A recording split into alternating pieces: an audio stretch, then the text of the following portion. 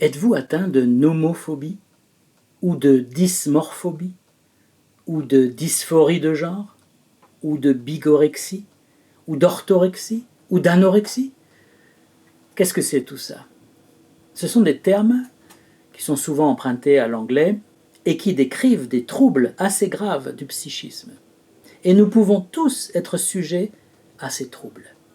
Dans un instant, nous allons voir ce qui signifie et si ça nous concerne. Mais juste avant, j'aimerais préciser quelque chose. L'Observatoire français de la santé mentale publie chaque année des rapports de plus en plus mauvais. En 2023, on sait que les 11-24 ans vont de plus en plus mal, avec une hausse notamment des suicides et des dépressions. Le Covid, les menaces nucléaires du dictateur Poutine, le réchauffement climatique, tout ça a généré des fortes peurs, des angoisses qui créent des phobies en tout genre. Ces troubles ne nous tombent pas dessus par hasard, ce ne sont pas des maladies mentales.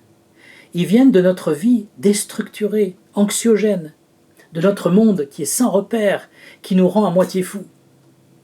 Parce que sans repère, on perd la boule. Où est le bien? Où est le mal? Où est le vrai, le faux? Cette perte de repère, on peut la vivre dans sa vie de tous les jours. Si notre conscience n'a plus de principe de repère, si nos émotions nous donnent des fausses alertes, on peut vite perdre le sens commun. Des questions simples comme « Que dois-je faire dans cette situation? Quelle est la bonne décision à prendre? Quelle est la bonne attitude? Où est le bien? Où est le mal? Est-ce que je me détruis en faisant ça ou est-ce que je me construis? Est-ce que je devrais aider les autres ou ne m'aider que moi-même? » Tout ça sont des questions qui ne peuvent pas rester sans réponse. Mais si on n'a pas de repère, on ne sait plus où on en est. Alors, quelle est la définition de ces troubles modernes qui se multiplient ces derniers temps? La nomophobie, c'est l'addiction au téléphone mobile. La peur d'en être séparé même quelques secondes, peur de rater une notification. Le mot vient de l'anglais no mobile phone, pas de mobile. Je remarque que de plus en plus, on est rivé à notre mobile, même en marchant dans la rue. Certains prennent des risques inconsidérés avec leur téléphone. Et les jeunes, quand ils se rencontrent en vrai, ce qui n'est plus si fréquent, ils ne se parlent presque plus parce qu'ils regardent chacun leur téléphone pour ne rien rater. Et nous, quelle est la première chose que nous regardons lorsque nous nous levons le matin? Est-ce que nous regardons le soleil, le ciel? Est-ce que nous regardons notre conjoint? Ou est-ce que nous regardons notre téléphone? Certains sont même atteints de la selfite. La selfite, ce sont des obsédés du selfie. Ils ne regardent plus le monde dans lequel ils évoluent avec leurs yeux. Non, ils se prennent en photo dedans, en permanence. Vous voyez une belle montagne? Un beau monument? Vite, un selfie pour mettre cette chose en arrière-plan derrière mon visage qui va être déformé par l'objectif.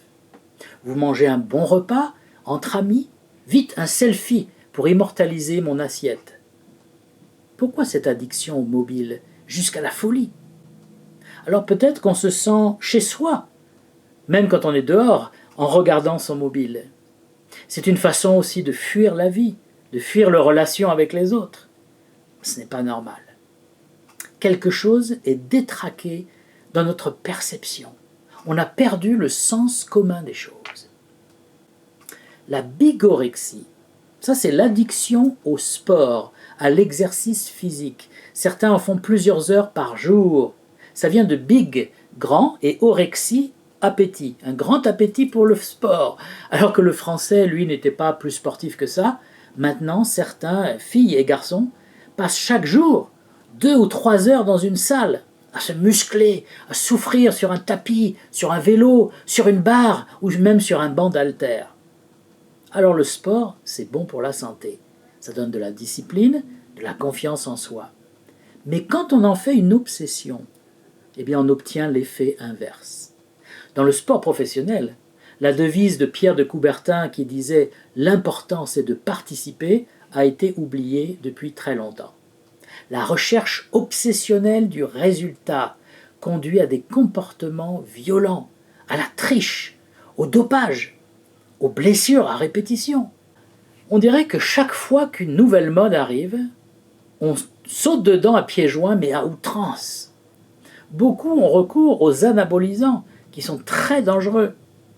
Ça devient un culte de soi. On regarde ses abdos, ses muscles, culte de son corps, c'est vraiment malsain. On s'adore devant un miroir, et puis toujours, on se selfie. Il y a quelque chose qui est détraqué dans la perception de nous-mêmes et dans la perception de la vie. On a perdu le sens commun. La dysmorphobie, ça c'est l'addiction à la chirurgie esthétique, c'est refuser le corps que nous avons.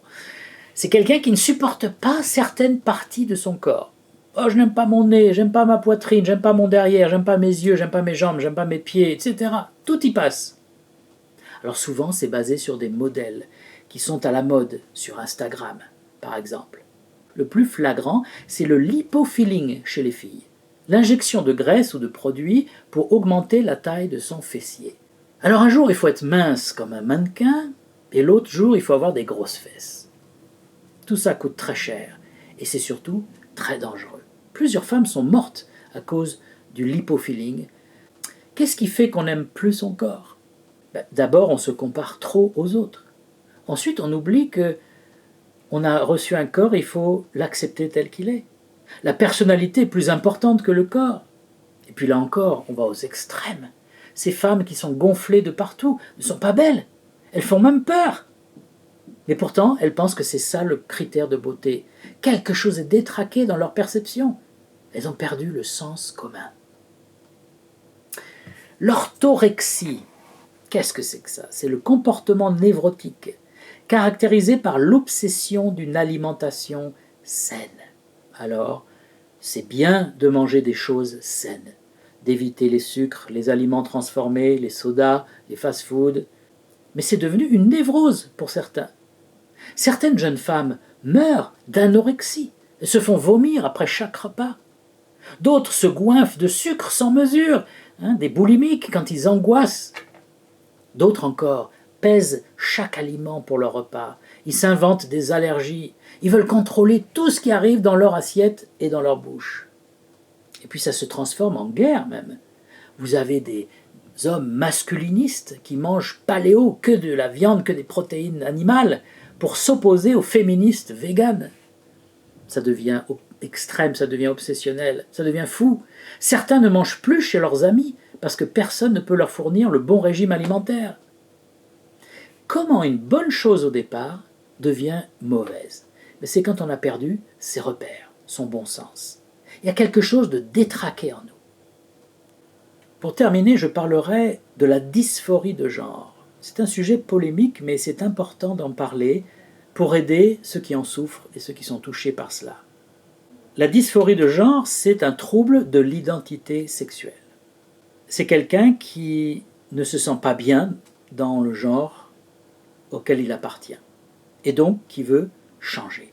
La dysphorie, ça peut aussi toucher la dysphorie de corps, c'est-à-dire des personnes qui veulent par exemple se mutiler les jambes, parce qu'ils trouvent que les jambes c'est quelque chose d'horrible. Donc ils disent je veux être un tronc, et ils cherchent par tous les moyens à se mutiler. C'est un trouble psychiatrique grave. On voit que les troubles de l'identité en fait se multiplient. Il y a des centaines d'enfants, d'adolescents et d'adultes qui sont mal à l'aise avec leur genre. Alors avant, on avait les hommes et les femmes, les mâles et les femelles. Aujourd'hui, alors on a toute une palette de choses. On a les non-binaires, les genderqueer, les transgenres, les transsexuels, les asexuels, etc., etc. On a perdu la boule, on a perdu le bon sens, on part en vrille complètement. On ne sait plus qui on est même.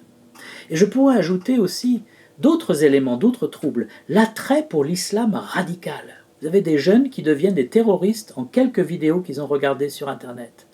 Vous avez aussi les comportements agressifs qui augmentent partout, dans la rue, les voisins. Nous-mêmes, on devient de plus en plus agressifs, en voiture en particulier. Et puis vous avez les féminicides. Ces personnes, ces hommes qui tuent leurs femmes parce qu'elles veulent le quitter ou parce qu'elles ne font pas ce qu'ils disent.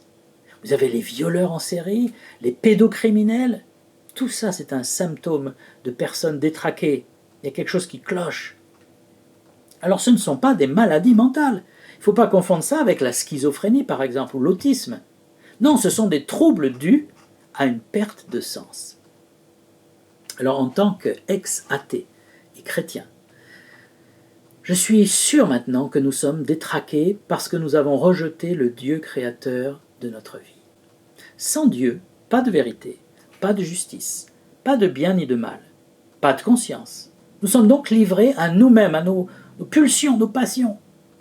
Et notre cœur sans Dieu est très dangereux. La Bible dit que le cœur de l'homme est tortueux et incurable. Et c'est vrai que ça décrit bien ce que nous sommes. Nous avons tendance à être tortueux, à nous mentir à nous-mêmes, à mentir aux autres. Et surtout, nous n'arrivons pas à nous changer. Au contraire, nous nous détruisons nous-mêmes. Pour moi, la solution est accessible à tous. Elle est simple. Elle est auprès de Jésus-Christ. Il a déclaré « Je suis le chemin, la vérité et la vie.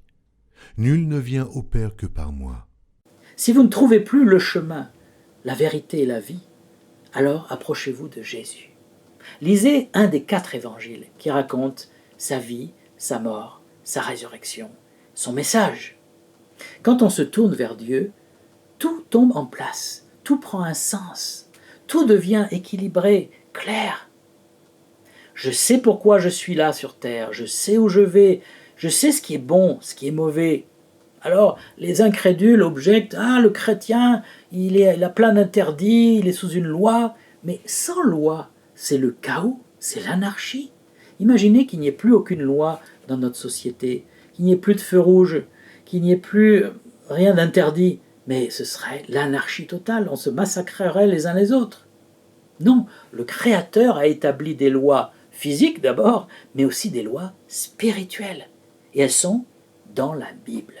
À nous de les découvrir, et surtout de découvrir leur auteur, parce que le Dieu de la Bible est un Dieu de pardon, d'amour, de sagesse, de droiture, un Dieu généreux, patient, un berger pour notre âme. Il est à la fois paternel et maternel envers nous. C'est lui qui nous donne l'équilibre, qui nous donne le vrai sens à la vie, la vraie espérance. En tout cas, c'est ce que moi, j'ai expérimenté en lisant les évangiles, en croyant en Jésus-Christ. Et c'est accessible à n'importe qui, à vous aussi, qui êtes pris peut-être dans cette folie des addictions et des phobies. Vous pouvez être sauvé de ça par la foi en Jésus-Christ. Et je vous le souhaite et je prie pour vous de tout cœur.